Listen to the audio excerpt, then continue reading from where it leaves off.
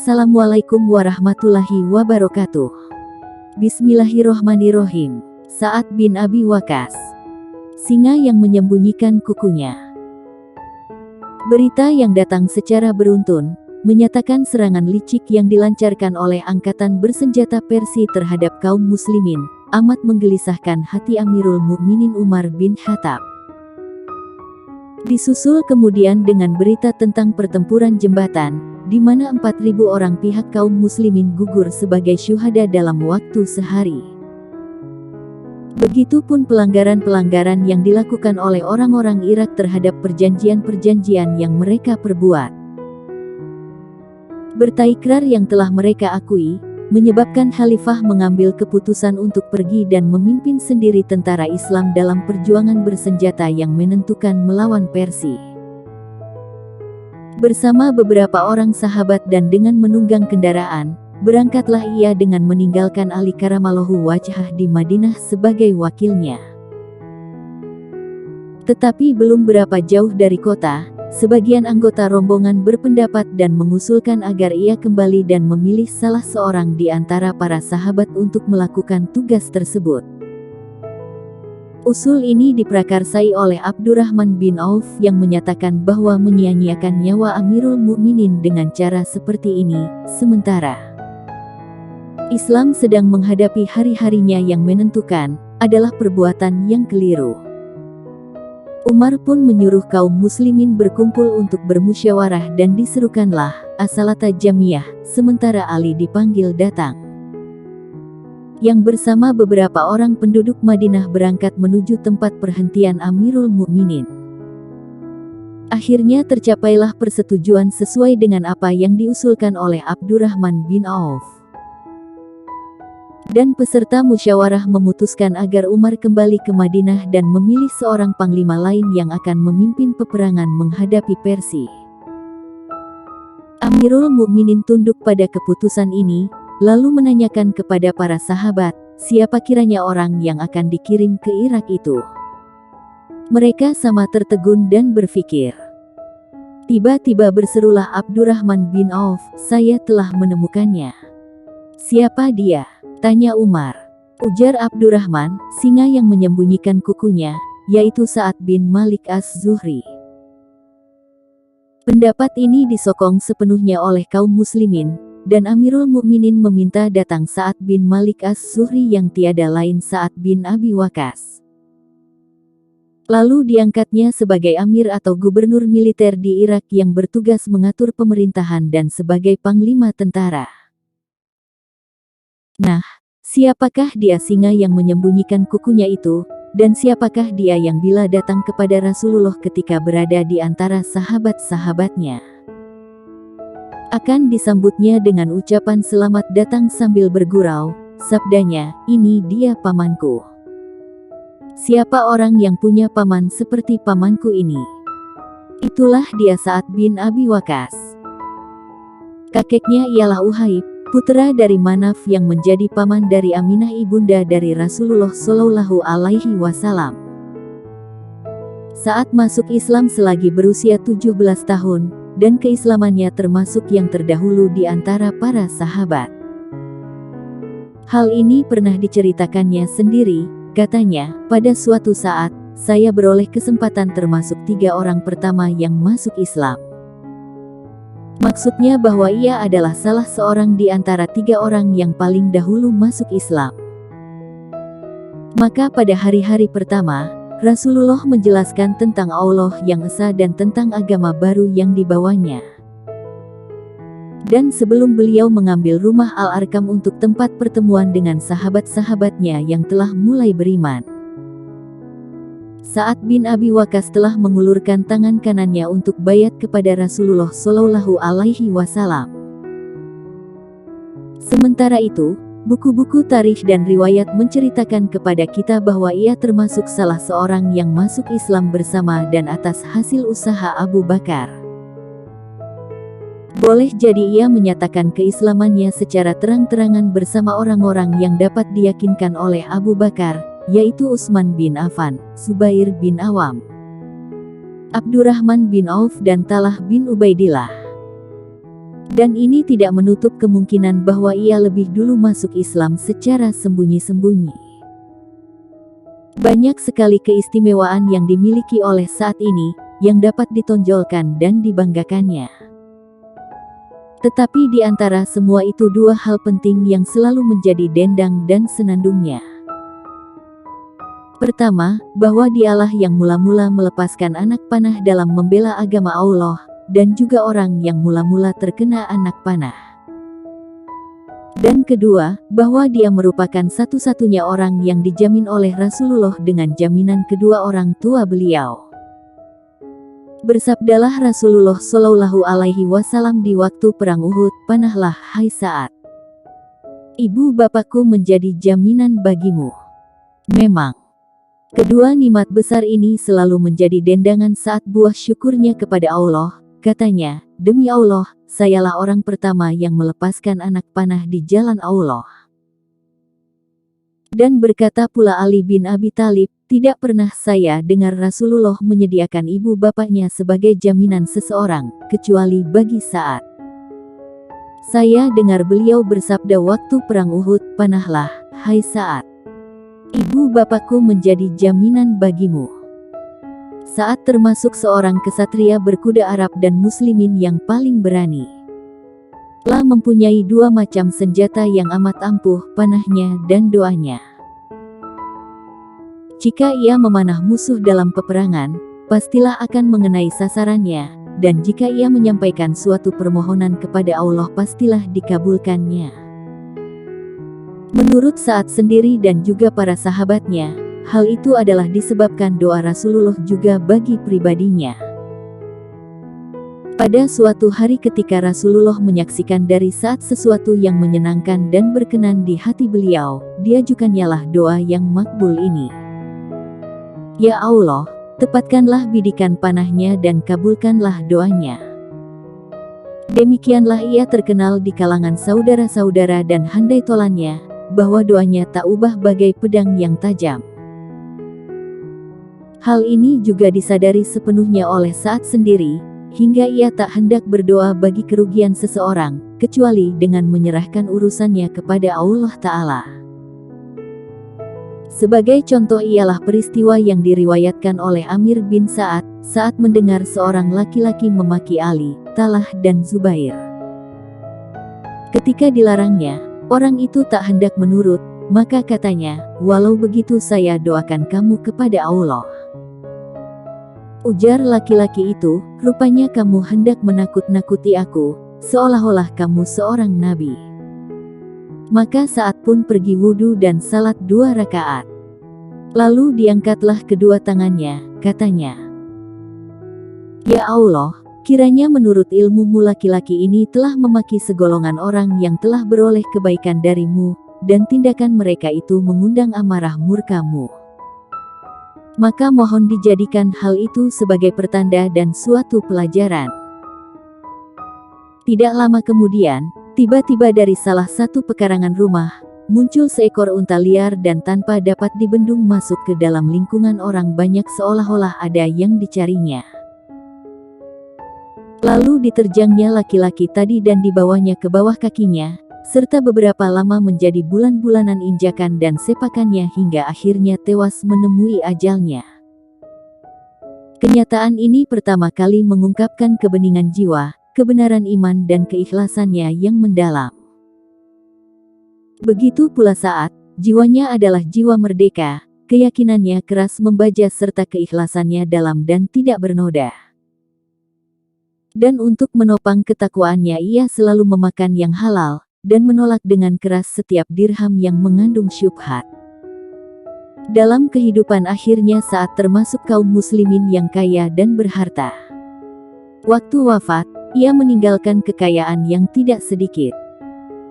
Tapi kalau biasanya harta banyak dan harta halal jarang sekali dapat terhimpun, maka di tangan Sa'ad hal itu telah terjadi. Ia dilimpahi harta yang banyak, yang baik dan yang halal sekaligus. Di samping itu ia dapat dijadikan seorang mahaguru pula dalam soal membersihkan harta. Dan kemampuannya dalam mengumpulkan harta dari barang bersih lagi halal, diimbangi, bahkan mungkin diatasi oleh kesanggupan menafkahkannya di jalan Allah. Ketika Haji Wada, saat ikut bersama Rasulullah Shallallahu Alaihi Wasallam, kebetulan ia jatuh sakit, maka Rasulullah datang menengoknya. Tanya Sa'ad, "Wahai Rasulullah, saya punya harta dan ahli warisku hanya seorang putri saja. Bolehkah saya sedekahkan 2/3 hartaku?" "Tidak," jawab Nabi, "kalau begitu, separuhnya." Tanya Sa'ad pula. "Jangan," ujar Nabi, "jadi, 1/3-nya." "Benar," ujar Nabi, "dan 1/3 itu pun sudah banyak. Lebih baik Anda meninggalkan ahli waris dalam keadaan mampu daripada membiarkannya dalam keadaan miskin dan menadahkan tangannya kepada orang lain. Dan setiap nafkah yang Anda keluarkan dengan mengharap keridlaan Allah, pastilah akan diberi ganjaran, bahkan walau sesuap makanan yang Anda taruh di mulut istri Anda." Beberapa lama Sa'ad hanya mempunyai seorang puteri. Tetapi setelah peristiwa di atas, ia beroleh lagi beberapa orang putera. Karena takutnya kepada Allah, Sa'ad sering menangis. Jika didengarnya Rasulullah berpidato dan menasihati umat, air matanya bercucuran hingga membasahi haribaannya. La adalah seorang sahabat yang diberi nikmat taufik dan diterima ibadahnya.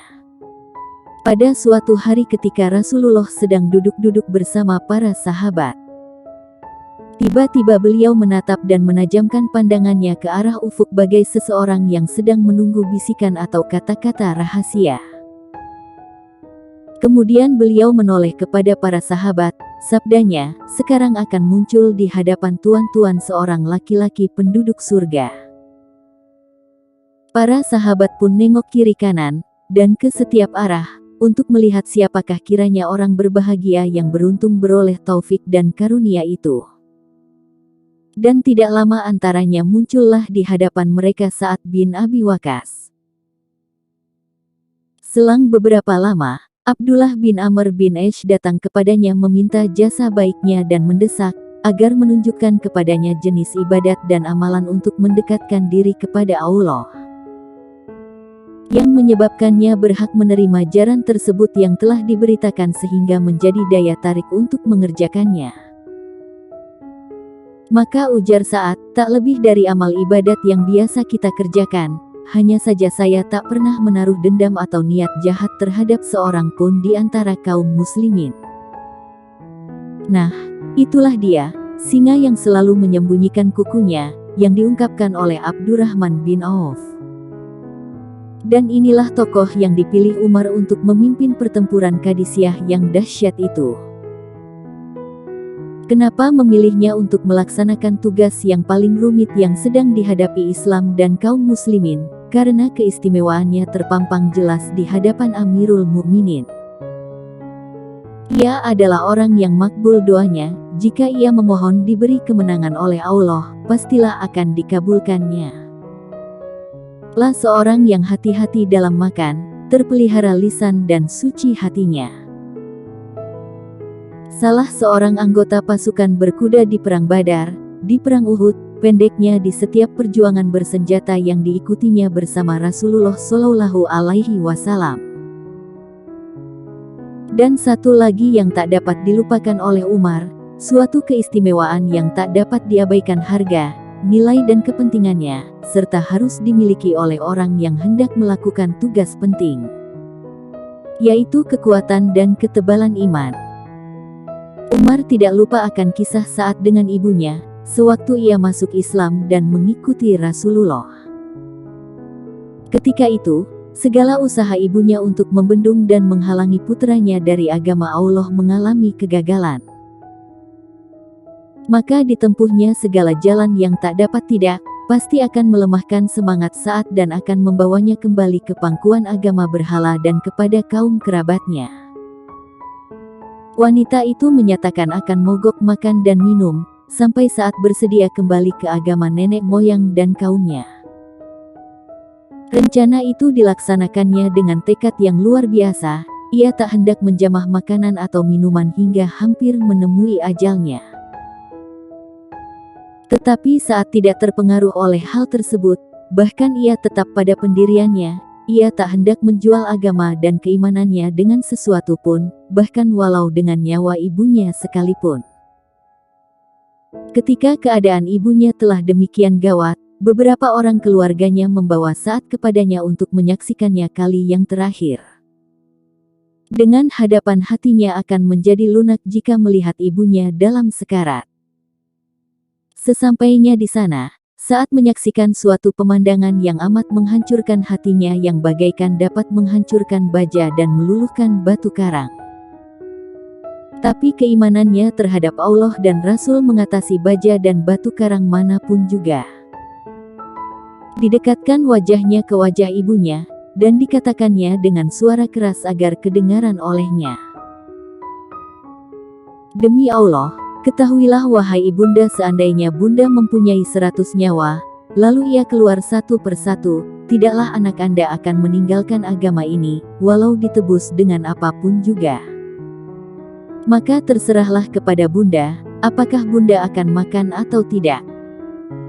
Akhirnya ibunya mundur teratur, dan turunlah wahyu menyokong pendirian Sa'ad serta mengucapkan selamat kepadanya, sebagai berikut.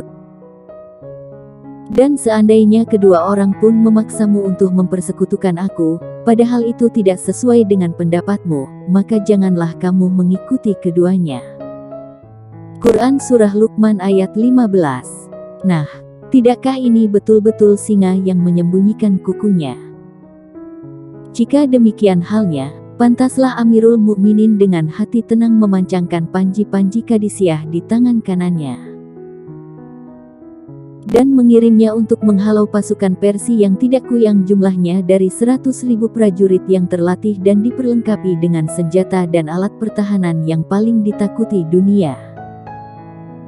Waktu itu, dipimpin oleh otak-otak perang yang paling jempol, dan ahli-ahli siasatnya yang paling cerdik dan licik. Memang, kepada tentara musuh yang menakutkan inilah Sa'ad datang dengan membawa 30.000 mujahid, tidak lebih, di tangan masing-masing tergenggam panah dan tombak.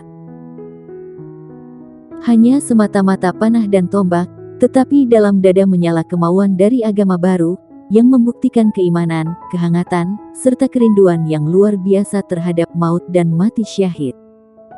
Dan kedua pasukan itu pun bertemulah. Tetapi mereka belum lagi bertempur. Di sana Sa'ad masih menunggu bimbingan dan pengarahan dari Amirul Mukminin Umar. Di bawah ini, tertera surat Umar yang memerintahkannya segera berangkat ke Qadisiyah, yang merupakan pintu gerbang memasuki Persia. Ditancapkannya dalam hatinya kalimat berharga yang semuanya merupakan petunjuk dan cahaya. Wahai Sa'ad bin Wuhaib, janganlah Anda terpedaya di hadapan Allah, mentang-mentang dikatakan bahwa Anda adalah paman dan sahabat Rasulullah. Sungguh, tak ada hubungan keluarga antara seseorang dengan Allah kecuali dengan mentaatinya. Semua manusia baik yang mulia maupun yang hina, pada pandangan Allah serupa tidak berbeda. Allah Tuhan mereka, sedang mereka hambanya. Mereka berlebih berkurang dalam kesehatan, dan akan beroleh karunia yang tersedia di sisi Allah dengan ketaatan. Maka perhatikanlah segala sesuatu yang pernah Anda lihat pada Rasulullah Shallallahu Alaihi Wasallam, semenjak beliau diutus sampai meninggalkan kita, dan pegang teguhlah. Karena itulah yang harus diikuti. Kemudian katanya pula, tulislah kepadaku segala hal ihwal tuan-tuan, bagaimana kedudukan tuan-tuan, dan di mana pula posisi musuh terhadap tuan-tuan, terangkan sejelas-jelasnya. Hingga seolah-olah aku menyaksikan sendiri keadaan tuan-tuan. Sa'ad pun menulis surat kepada Amirul Mukminin dan menuliskan segala sesuatu, hingga hampir saja diterangkannya tempat dan posisi setiap prajurit secara terperinci. Saat telah sampai di Qadisiyah, sementara seluruh tentara dan rakyat Persia berhimpun, sesuatu hal yang tak pernah mereka lakukan selama ini. Kendali pimpinannya dipegang oleh panglimanya yang ulung dan paling terkenal, yaitu Rustum. Sebagai balasan surat dari saat yang baru dikirimnya, Amirul Mukminin menulis, sekali-kali janganlah Anda gentar mendengar berita dan persiapan mereka. Bermohonlah kepada Allah dan tawakkallah kepadanya. Dan kirimlah sebagai utusan, orang-orang yang cerdas dan tabah untuk menyeru mereka ke jalan Allah. Dan tulislah surat kepadaku setiap hari. Kembali saat mengirim surat kepada Amirul Mukminin, menyampaikan bahwa Rustum telah menduduki Sabat dengan mengerahkan pasukan gajah dan berkudanya, dan mulai bergerak menuju kaum muslimin. Balasan dari Umar datang yang isinya memberi petunjuk dan menambahkan hati Sa'ad. Sa'ad bin Abi Waqqas, seorang anggota pasukan berkuda yang ulung dan gagah berani, paman Rasulullah dan termasuk golongan yang mula pertama masuk Islam, pahlawan dari berbagai perjuangan bersenjata. Pancungan dan panahnya yang tak pernah meleset, sekarang tampil mengepalai tentaranya dalam menghadapi salah satu peperangan terbesar dalam sejarah, tak ubahnya bagi seorang prajurit biasa. Baik kekuatan maupun kedudukannya sebagai pemimpin, tidak mampu mempengaruhi dan memperdayakan dirinya untuk mengandalkan pendapatnya semata. Tetapi ia selalu menghubungi Amirul Mukminin di Madinah yang jaraknya demikian jauh, dengan mengirimnya sepucuk surat tiap hari untuk bermusyawarah dan bertukar pendapat. Padahal pertempuran besar itu telah hampir berkecamuk. Sebabnya tidak lain, ialah karena saat malum bahwa di Madinah, Umar tidaklah mengemukakan pendapatnya semata atau mengambil keputusan seorang diri. Tetapi tentulah ia akan bermusyawarah dengan orang-orang di sekelilingnya dan dengan sahabat-sahabat utama Rasulullah. Dan bagaimana juga gawatnya suasana perang, saat tak hendak kehilangan berkah dan manfaatnya musyawarah, baik bagi dirinya maupun bagi tentaranya. Apalagi ia tahu benar bahwa di pusat komando itu pimpinannya langsung dipegang Umar Al-Faruq, pembangkit ilham atau inspirasi agung. Pesan dari Umar dilaksanakan oleh Sa'ad. Dikirimnya serombongan di antara sahabat-sahabatnya, sebagai utusan kepada Rustum Panglima tentara Persia, untuk menyerunya iman kepada Allah dan agama Islam. Soal jawab di antara mereka dengan Panglima Persia itu berlangsung lama, dan akhirnya mereka tidak diperbolehkan lagi berbicara, karena salah seorang di antara mereka mengatakan, "Sesungguhnya Allah telah memilih kami, untuk membebaskan hamba-hambanya yang dikehendakinya dari pemujaan berhala kepada pengabdian terhadap Allah yang Maha Esa. Dari kesempitan dunia kepada keluasaannya, dan dari kedaliman pihak penguasa kepada keadilan Islam. Maka siapa-siapa yang bersedia menerima itu dari kami terima pula kesediaannya dan kami biarkan mereka, tetapi siapa yang memerangi kami perangi pula mereka hingga kami mencapai apa yang telah dijanjikan Allah." "Apa janji yang telah dijanjikan Allah itu?" tanya Rustum. Jawab pembicara, "Surga bagi kami yang mati syahid, dan kemenangan bagi yang masih hidup." Para utusan kembali kepada Panglima pasukan Islam Sa'ad dan menyampaikan bahwa tak ada pilihan lain daripada perang. Dan air mata Sa'ad berlinang-linang. Ia berharap seandainya saat pertempuran itu dapat diundurkan atau dimajukan sedikit waktu. Ketika itu ia sedang sakit parah hingga ia sulit untuk bergerak. Bisul-bisul bertonjolan di sekujur tubuhnya hingga ia tak dapat duduk, apalagi akan menaiki punggung kudanya dan menerjuni pertempuran yang sengit berkuah darah. Seandainya saat pecah perang itu terjadi sebelum ia jatuh, ia akan menunjukkan prestasi tinggi. Adapun sekarang ini. Tetapi tidak. Rasulullah Shallallahu Alaihi Wasallam telah mengajarkan kepada mereka supaya tidak mengatakan seandainya, karena kata-kata itu menunjukkan kelemahan.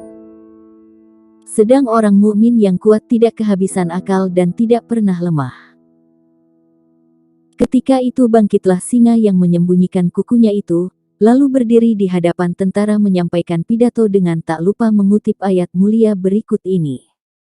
Bismillahirrohmanirrohim. Telah kami cantumkan dalam Zabur setelah sebelumnya kami catat dalam Lauh Mahfuz peringatan bahwa bumi itu diwarisi oleh hamba-hambaku yang solih. Quran Surah Al-Anbiya ayat 105. Setelah menyampaikan pidatonya saat melakukan salat zuhur bersama tentaranya, kemudian sambil menghadap kepada mereka, ia mengucapkan takbir 4 kali. Allahu Akbar, Allahu Akbar, Allahu Akbar, Allahu Akbar. Alam pun gemuruh dan bergema dengan suara takbir, dan sambil mengulurkan tangannya ke muka bagai anak panah yang sedang melepas laju menunjuk ke arah musuh, saat berseru kepada anak buahnya.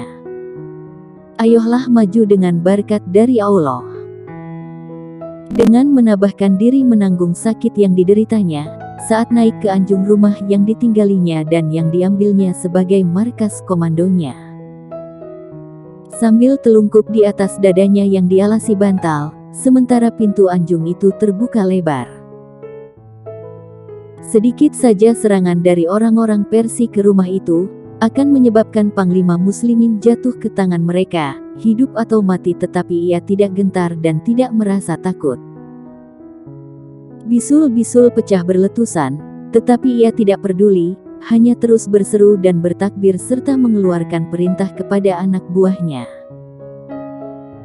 Majulah ke kanan, dan kepada yang lain, tutup pertahanan sebelah kiri, awas di depanmu hai Mugirah, ke belakang mereka hai Jarir, pukul hai Nu'man. Serbu hai Asyats, hantam hai Kakak, majulah semua hai sahabat-sahabat Muhammad Shallallahu Alaihi Wasallam. Suaranya yang berwibawa, penuh dengan kemauan dan semangat baja, menyebabkan masing-masing prajurit itu berubah menjadi kesatuan yang utuh. Maka berjatuhanlah tentara Persia, tak ubah bagai lalat-lalat yang berkaparan, dan rubuhlah bersama mereka keberhalaan dan pemujaan api. Dan setelah melihat tewasnya Panglima Bestir dan prajurit-prajurit pilihan mereka, sisa-sisa musuh tunggang langgang melarikan diri. Mereka dikejar dan dihalau oleh tentara Islam sampai ke Nahawan lalu ke Madain. Ibu kota itu mereka masuki untuk merampas kursi singgasana dan mahkota Kisra yang menjadi lambang keberhalaan. Di pertempuran Madain saat mencapai prestasi tinggi. Pertempuran ini terjadi kira-kira 2,5 tahun setelah pertempuran Qadisiyah, sementara perang berlangsung antara Persia dan kaum muslimin. Akhirnya semua sisa tentara Persia ini berhimpun di kota-kota Madain saja, bersiap-siap untuk menghadapi pertempuran terakhir dan menentukan.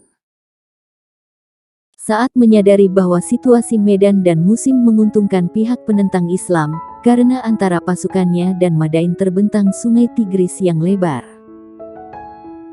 Alirannya sangat deras karena sedang banjir meluap-luap, walaupun demikian dengan teguh hati ia tetap memutuskan untuk memulai serangan umum itu pada waktu itu juga.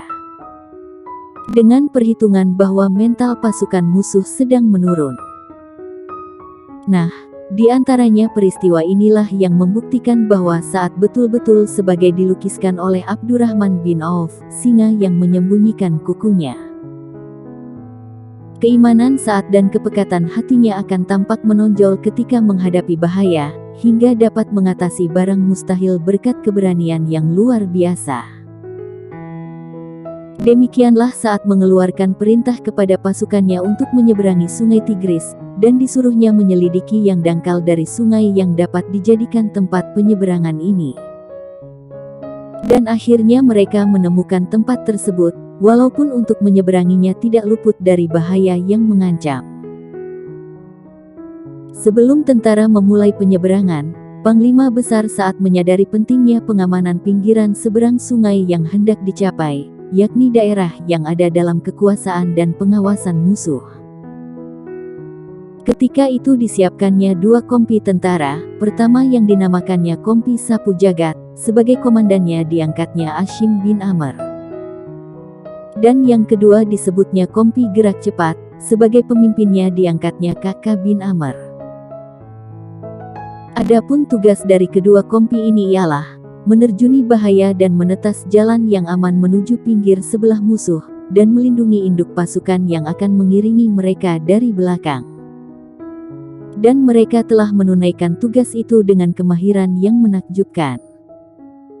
Hingga siasat yang dilakukan saat ketika itu mencapai hasil yang mengagumkan bagi para ahli sejarah, bahkan bagi diri Sa'ad bin Abi Waqqas sendiri.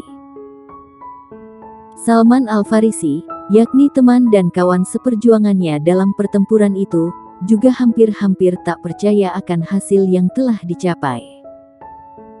Ia menepukkan kedua belah tangannya karena takjub dan bangga, katanya, agama Islam masih baru.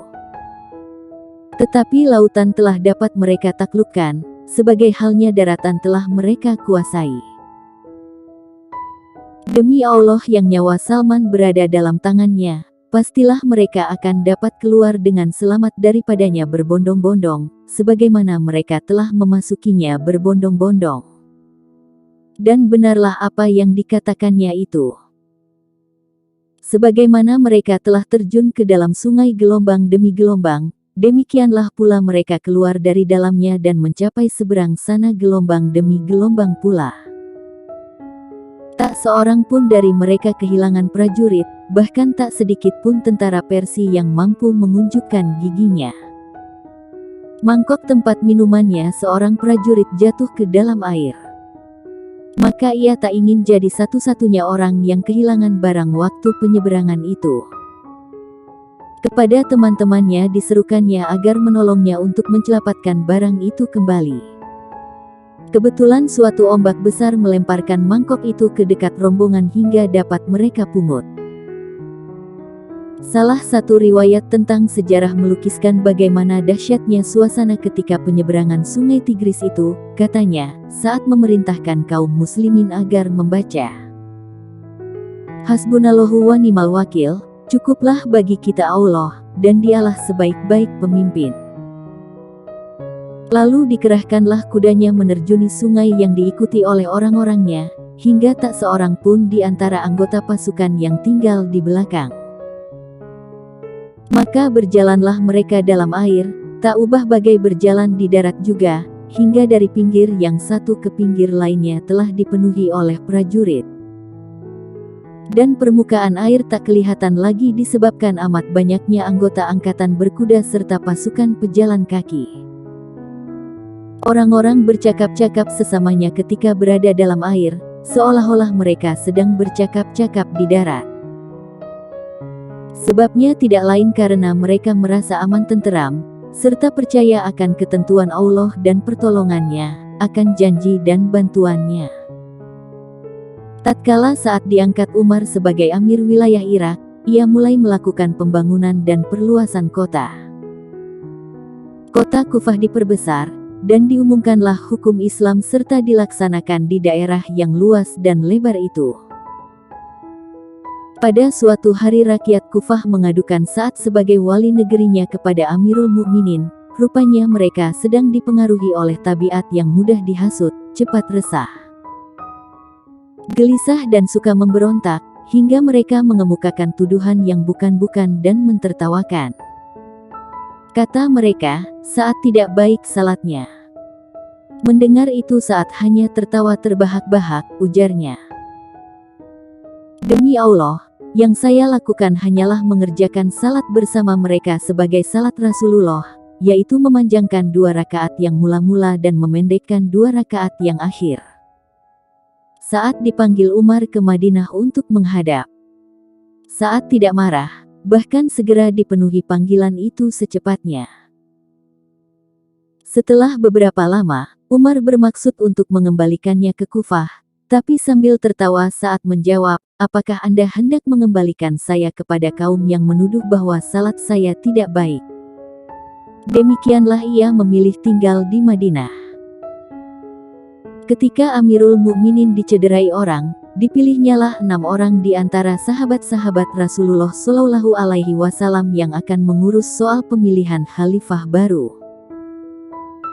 Dengan mengemukakan alasan bahwa ke-6 orang yang dipilihnya itu adalah terdiri dari orang-orang yang diridai Rasulullah Shallallahu Alaihi Wasallam. Sewaktu beliau hendak berpulang ke rahmatullah, Maka di antara sahabat yang berenam itu terdapatlah Sa'ad bin Abi Waqqas. Bahkan dari kalimat-kalimat Umar yang akhir terdapat kesan bahwa seandainya ia hendak memilih salah seorang di antara mereka, maka pilihannya akan jatuh pada Sa'ad. Sewaktu memberi wasiat dan mengucapkan selamat perpisahan dengan sahabat-sahabatnya, Umar berkata, jika khalifah dijabat oleh Sa'ad, demikianlah sebaiknya. Dan seandainya dijabat oleh lainnya, hendaklah ia menjadikan Sa'ad sebagai pendampingnya. Saat mencapai usia lanjut, dan tibalah saat terjadinya fitnah besar, dan Sa'ad tak hendak mencampurinya. Bahkan kepada keluarga dan putera-puteranya dipesankan agar tidak menyampaikan suatu berita pun mengenai hal itu kepadanya. Pada suatu ketika perhatian orang sama-sama tertuju kepadanya, dan anak saudaranya yang bernama Hashim bin Utbah bin Abi Waqqas datang mendapatkannya, seraya berkata, "Paman, di sini telah siap 100.000 bilah pedang," yang menganggap bahwa pamanlah yang lebih berhak mengenai urusan khilafah ini. Ujar Sa'ad, dari 100.000 bilah pedang itu saya inginkan sebilah pedang saja, jika saya tebaskan kepada orang mukmin maka takkan mempan sedikit pun juga. Tetapi bila saya pancungkan kepada orang kafir pastilah putus batang lehernya. Mendengar jawaban itu anak saudaranya maklum akan maksudnya, dan membiarkannya dalam sikap damai dan tak hendak bercampur tangan. Dan tatkala akhirnya khilafah itu jatuh ke tangan Muawiyah dan kendali kekuasaan tergenggam dalam tangannya, ditanyakan kepada Sa'ad, kenapa Anda tidak ikut berperang di pihak kami? Ujarnya, saya sedang lewat di suatu tempat yang dilanda taufan berkabut gelap. Maka kataku, hai saudaraku. Lalu saya hentikan kendaraan menunggu jalan terang kembali. Kata Muawiyah, bukankah dalam Al-Quran tak ada, hai saudara. Hanya firman Allah Ta'ala, jika di antara orang-orang mukmin ada dua golongan yang berbunuhan, maka damaikanlah mereka. Seandainya salah satu di antara kedua golongan itu berbuat aniaya kepada yang lain, maka perangilah yang berbuat aniaya itu sampai mereka kembali kepada perintah Allah. Quran Surah Al-Hujurat ayat 9. Maka Anda bukanlah di pihak yang aniaya terhadap pihak yang benar, dan bukan pula di pihak yang benar terhadap golongan yang aniaya. Saat menjawab sebagai berikut, saya tak hendak memerangi seorang laki-laki, maksudnya Ali, yang mengenai dirinya, Rasulullah pernah bersabda, engkau di sampingku, tak ubahnya seperti kedudukan Harun di samping Musa, tetapi engkau bukan nabi, tak ada lagi nabi sesudahku. Suatu hari pada tahun 54 Hijriah, yakni ketika usia Sa'ad telah lebih dari 80 tahun, ia sedang berada di rumahnya di Akik, sedang bersiap-siap hendak menemui Allah Ta'ala. Saatnya yang akhir itu diceritakan puteranya kepada kita sebagai berikut, kepala bapakku berada di pangkuanku ketika ia hendak meninggal itu. Aku menangis, maka katanya, kenapa kamu menangis wahai anakku? Sungguh Allah tiada akan menghukumku, dan sesungguhnya aku termasuk salah seorang penduduk surga. Kekebalan imannya tak tergoyahkan oleh apapun juga, bahkan tidak oleh goncangan maut dan kengeriannya. Bukankah Rasulullah Shallallahu Alaihi Wasallam telah menyampaikan kabar gembira kepadanya, sedang ia iman dan percaya penuh akan kebenaran Rasulullah Shallallahu Alaihi Wasallam itu. Jadi apa yang akan ditakutkannya lagi? Sungguh, Allah tiada akan menyiksaku dan sungguh aku termasuk penduduk surga. Hanya ia hendak menemui Allah dengan membawa kenang-kenangan yang paling manis dan mengharukan, yang telah menghubungkan dengan agamanya dan mempertemukan dengan Rasul-Nya. Itulah sebabnya ia memberi isyarat ke arah peti simpanannya, yang ketika mereka buka dan keluarkan isinya, ternyata sehelai kain tua yang telah usang dan lapuk. Disuruhlah keluarganya mengafani mayatnya nanti dengan kain itu, katanya. Telah kuhadapi orang-orang musyrik waktu perang Badar dengan memakai kain itu, dan telah kusimpan ia sekian lama untuk keperluan seperti pada hari ini. Memang, kain usang yang telah lapuk itu tak dapat dianggap sebagai kain biasa. Ia adalah panji-panji yang senantiasa berkibar di puncak kehidupan tinggi dan panjang yang dilalui pemiliknya dengan tulus dan beriman serta gagah berani.